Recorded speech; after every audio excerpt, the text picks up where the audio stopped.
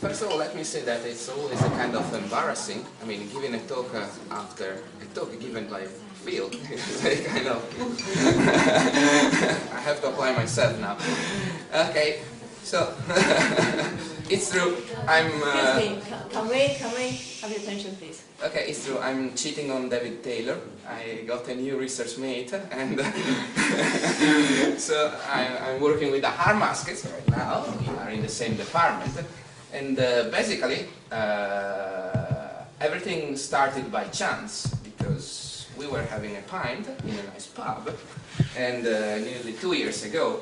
And we came to the conclusion that what HARM does is the stress-strain analysis part, and what I do is the structural integrity bit. So, after a couple of pints, before going to a jazz gig, actually, we decided to try to do something together. And this is probably, actually, it's the second paper we published together. And so the idea is using gradient-enriched linear elastic crack tip stresses to model the transition from the short to the long crack behavior.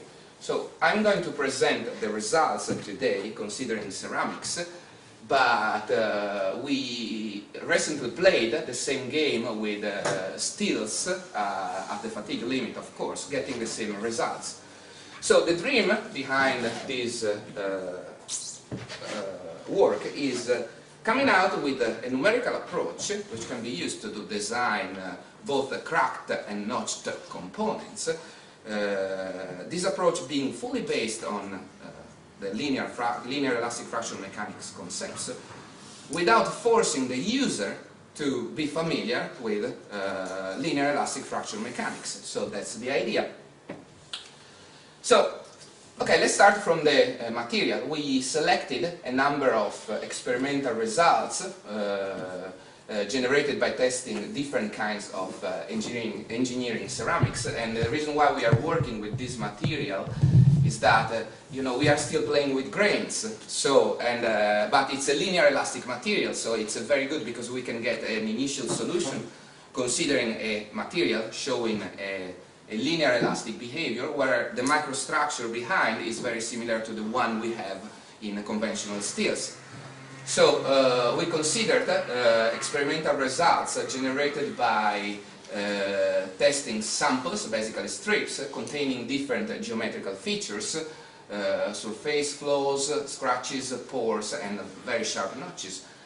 And basically, this is what we get. It's nothing but a Kitagawa diagram plotting the nominal gross stress resulting in the static breakage of the sample divided by the material UTS.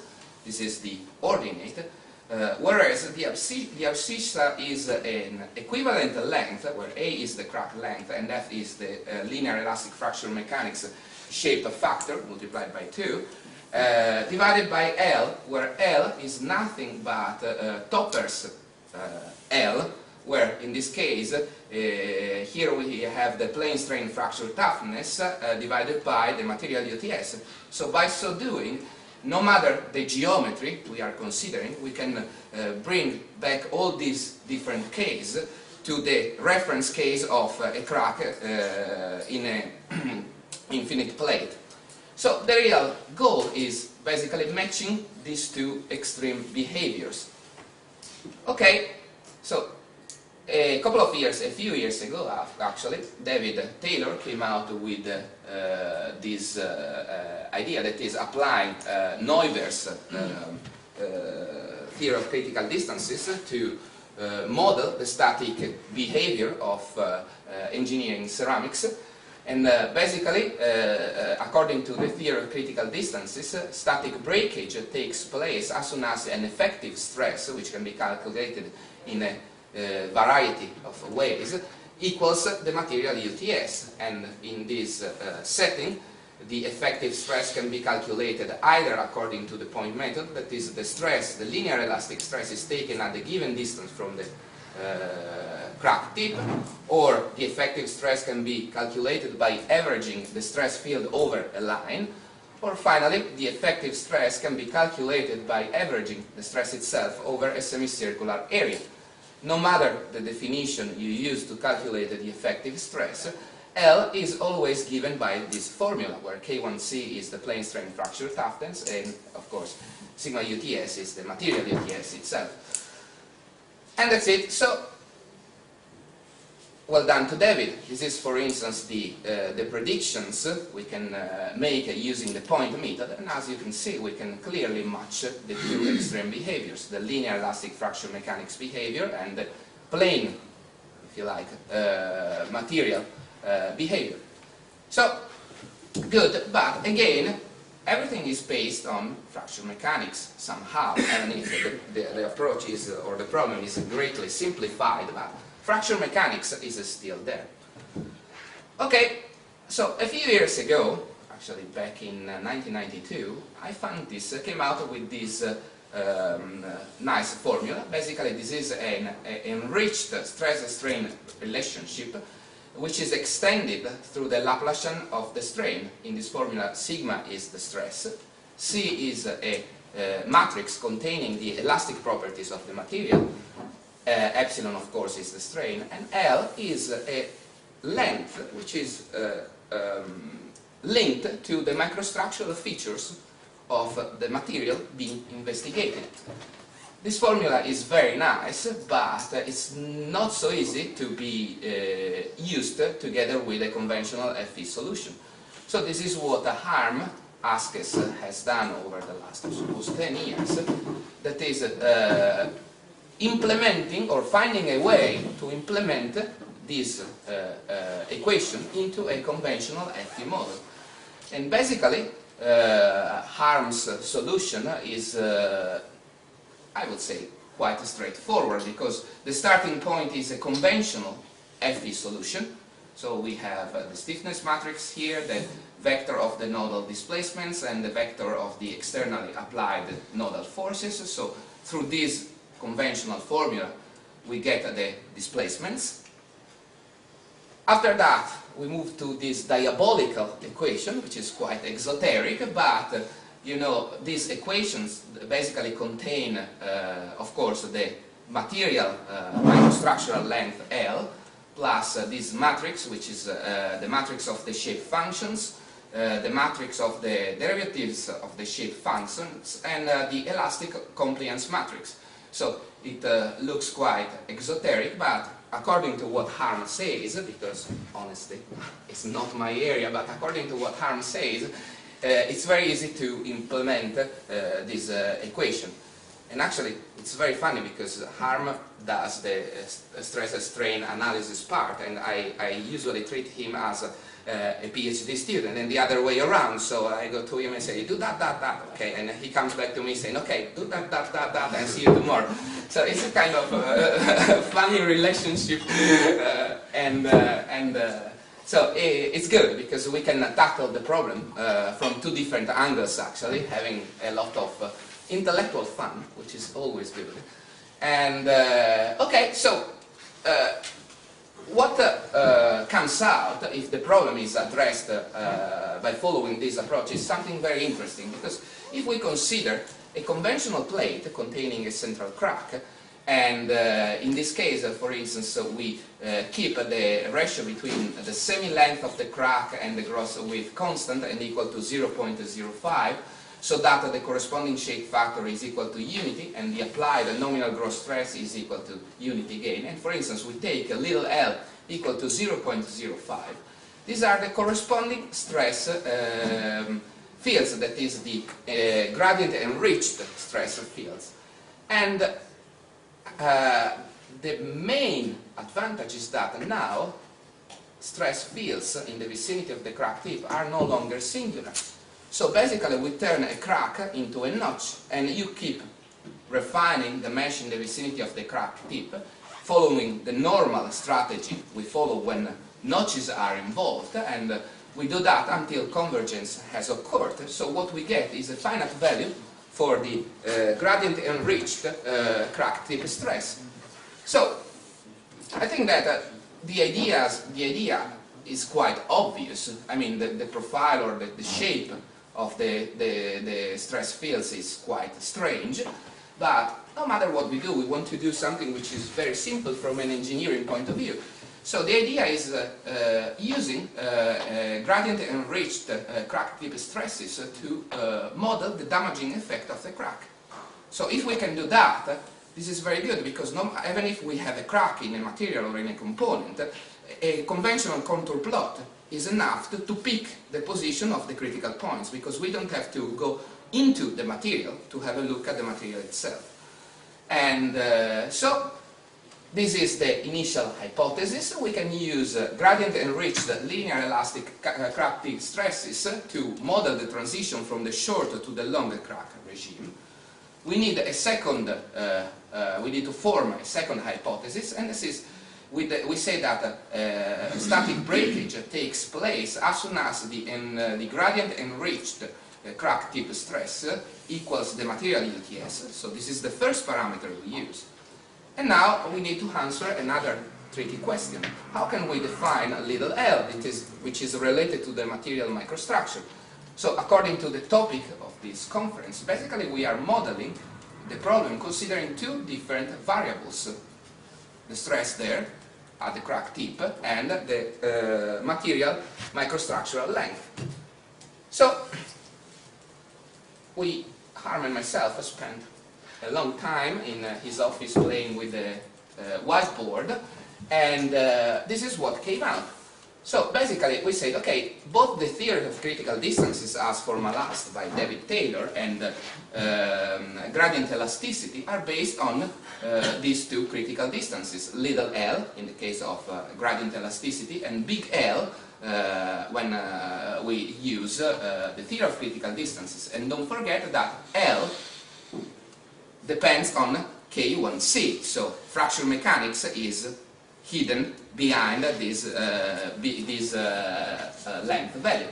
So let's consider a body, an infinite body, so no matter the characteristics of the external system of forces which is applied to this piece of material.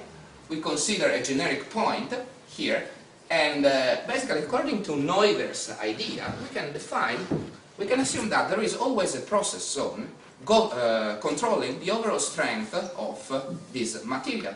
But according to, let's say, in a way, gradient mechanics, but of course according to non-local mechanics, what we can say is that the stress at the red point depends not only on the stress at the point itself, but also on the stress damaging the points in the vicinity of the point under investigation.